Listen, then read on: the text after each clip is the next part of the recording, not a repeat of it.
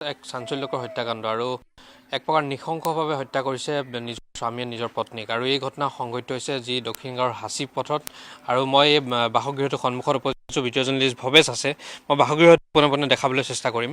যিহেতু এই বাসগৃহতে দেখা পোৱা গৈছিল যে ভাড়াতীয়া হিচাপে আছিল যে এগৰাকী এহাল দম্পতী, কুন্দন হৰি নামৰ যিগৰাকী পত্নী হৈছে, তেখেতৰ নাম হৈছে অনুৰাধা দেৱী। গতিকে তেখেতক ইতিমধ্যে হত্যা কৰিছে আৰু পুৱতি নিশা দেখা পোৱা গৈছিল প্ৰায় 2মান বজাত এই ঘটনা হৈছিল। গতিকে নিশাৰ ভাগৰ এই ঘটনাৰ পিছতেই মই যিটো তেখেতে ভাড়াতীয়া হিচাপে যিহেতু আছিল, এই ভাড়াতীয়া হিচাপে থকা এই কোঠালিটোতে সংঘটিত হৈছিল উক্ত ঘটনাটো। মই দেখুৱাই আছোঁ, ভিডিঅ'টো ভৱেশে দেখুৱাই আছে কেনে এক পৰিৱেশ আচলতে এই কোঠালিটোৰ। আৰু যিহেতু দেখা পোৱা গৈছিল যে প্ৰথমতে তেখেতে চুৰিয়ে আচলতে আঘাত কৰিছিল আৰু চুৰিয়ে সানি কুচি হত্যাৰ চেষ্টা কৰাৰ পিছতেই তেখেতে যিহেতু যি পাইপ আছে, চিলিণ্ডাৰৰ পাইপ খুলি দিছিল আৰু তাৰপিছতে অগ্নিসংযোগ কৰিছিল। আৰু এই ইয়াত যি চিলিণ্ডাৰ আছে, চিলিণ্ডাৰ এক প্ৰকাৰ বিস্ফোৰণ ঘটিছিল। আৰু মই দেখুৱাওঁ, যদি ওপৰত যিসমূহ টিং আছে, টিংসমূহ এইদৰে ফাটি আচলতে চিলিণ্ডাৰ ইয়াতে বিস্ফোৰণ হৈছিল। আৰু আচলতে এক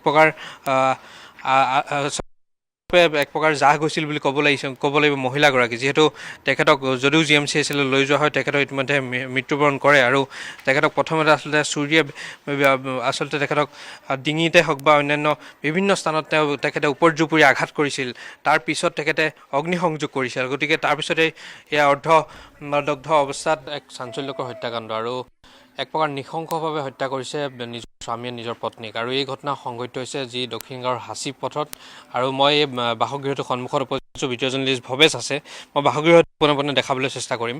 যিহেতু এই বাসগৃহতে দেখা পোৱা গৈছিল যে ভাড়াতীয়া হিচাপে আছিল যে এগৰাকী এহাল দম্পতী, কুন্দন হৰি নামৰ যিগৰাকী পত্নী হৈছে, তেখেতৰ নাম হৈছে অনুৰাধা দেৱী। গতিকে তেখেতক ইতিমধ্যে হত্যা কৰিছে আৰু পুৱতি নিশা দেখা পোৱা গৈছিল প্ৰায় 2মান বজাত এই ঘটনা হৈছিল। গতিকে নিশাৰ ভাগৰ এই ঘটনাৰ পিছতেই মই যিটো তেখেতে ভাড়াতীয়া হিচাপে যিহেতু আছিল, এই ভাড়াতীয়া হিচাপে থকা এই কোঠালিটোতে সংঘটিত হৈছিল উক্ত ঘটনাটো। মই দেখুৱাই আছোঁ, ভিডিঅ'টো ভৱেশে দেখুৱাই আছে কেনে এক পৰিৱেশ আচলতে এই কোঠালিটোৰ। আৰু যিহেতু দেখা পোৱা গৈছিল যে প্ৰথমতে তেখেতে চুৰিয়ে আচলতে আঘাত কৰিছিল আৰু চুৰিয়ে সানি কুচি হত্যাৰ চেষ্টা কৰাৰ পিছতেই তেখেতে যিহেতু যি পাইপ আছে, চিলিণ্ডাৰৰ পাইপ খুলি দিছিল আৰু তাৰপিছতে অগ্নিসংযোগ কৰিছিল। আৰু এই ইয়াত যি চিলিণ্ডাৰ আছে, চিলিণ্ডাৰ এক প্ৰকাৰ বিস্ফোৰণ ঘটিছিল। আৰু মই দেখুৱাওঁ, যদি ওপৰত যিসমূহ টিং আছে, টিংসমূহ